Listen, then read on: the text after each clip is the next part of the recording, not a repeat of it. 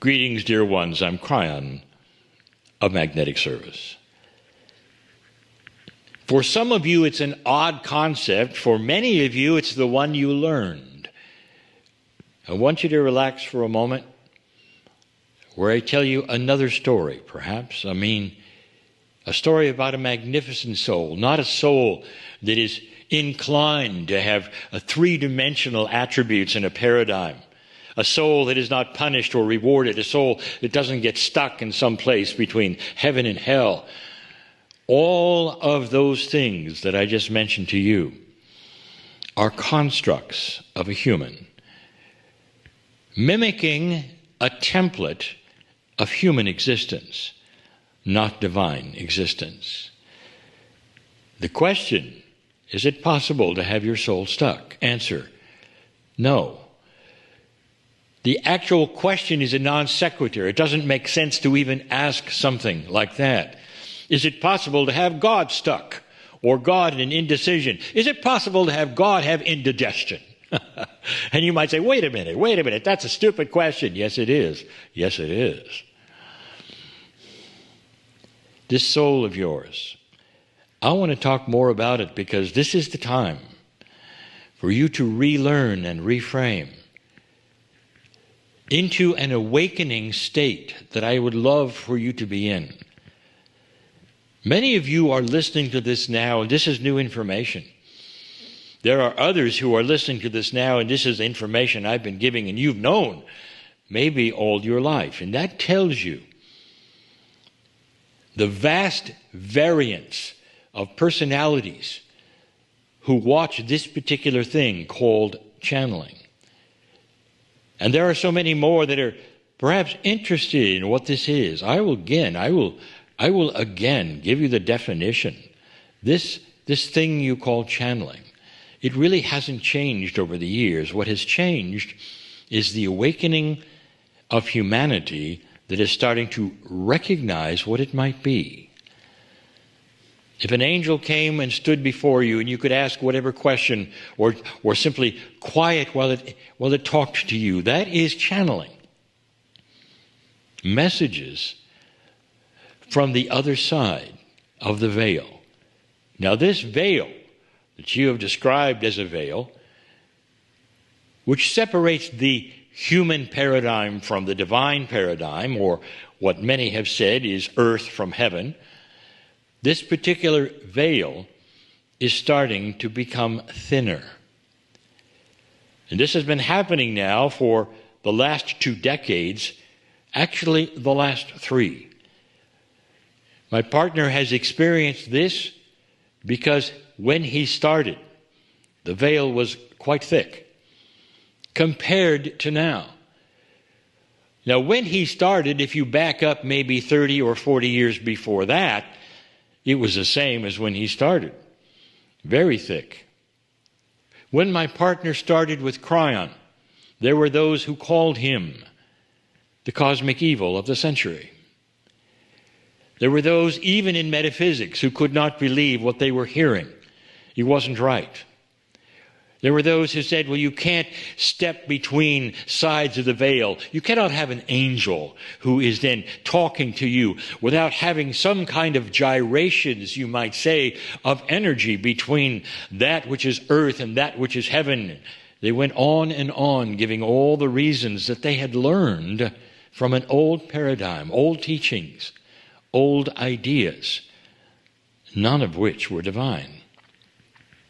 All those ideas, dear ones, that I just mentioned, and all of those, would you call it assaults, complaints, come from programming.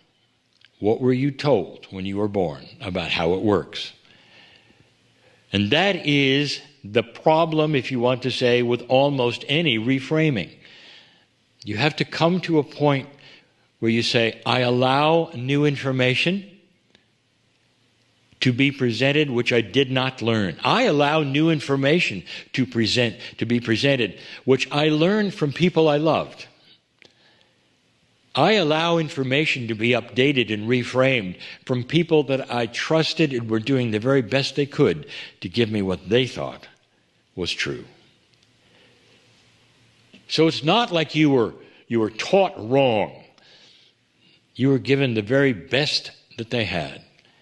But as the veil lifts and the light is turned on, a greater truth is revealed. That doesn't make everybody else before you wrong that gave you that. It means they didn't have the light that is now being revealed. They didn't have the light that is turned on, letting you see the things that are so now self-evident and spiritual common sense that is now starting to appear. And that is this: your soul is part of God. It's not a human attribute that comes with you in some spiritual way that then you can manipulate in stories and have it stuck over here, or maybe not getting to where it should be, or you did something wrong, or you did something right, or you didn't do it properly in the context you were told. Therefore, your soul gets not punished, but worse, stuck. And that's what you've been told. The soul is a piece of the Creator. I wish I could take you there. I wish I could say, drop into your heart for a moment and come with me. I wish I could do that. Well, I can, and I do. For there is something that so many of you have discovered called the Circle of 12. Now, this particular program that you are watching has a Circle of 12 with it, where we visit the soul.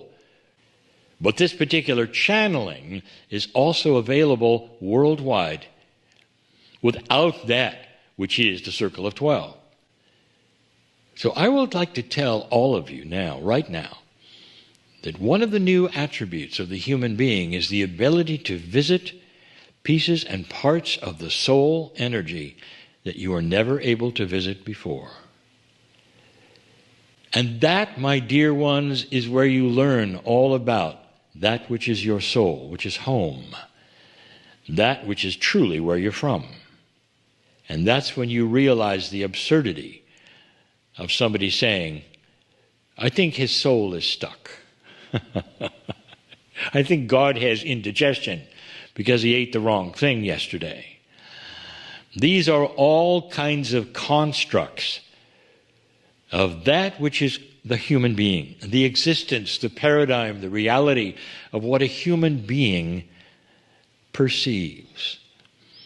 And that's where the whole idea of a God who loves you so much and so dearly would then punish you if you did something wrong.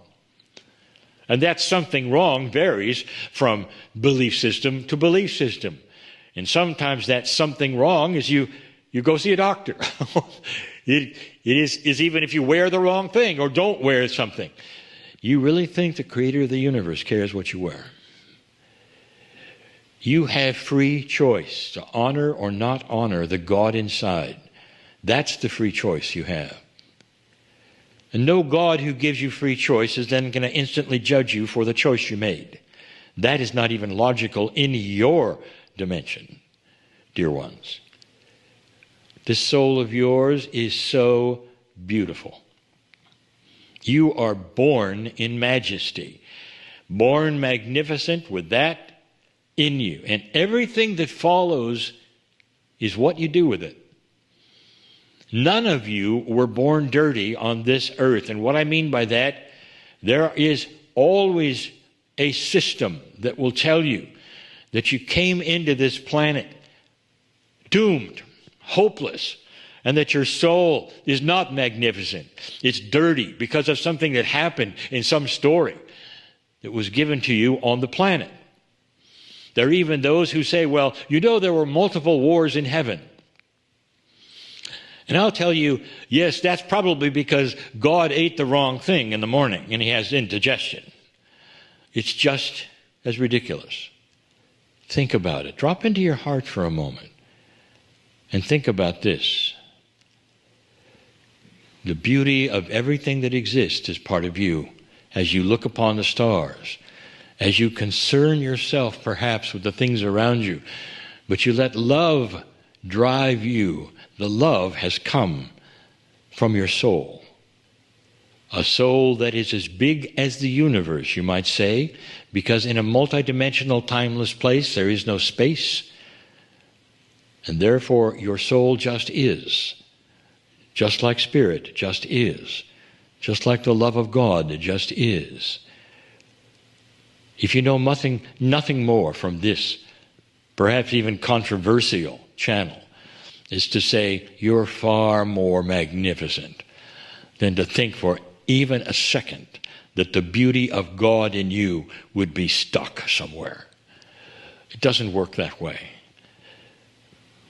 Spirit sees you as magnificent and beautiful and always will, regardless of the choices you make.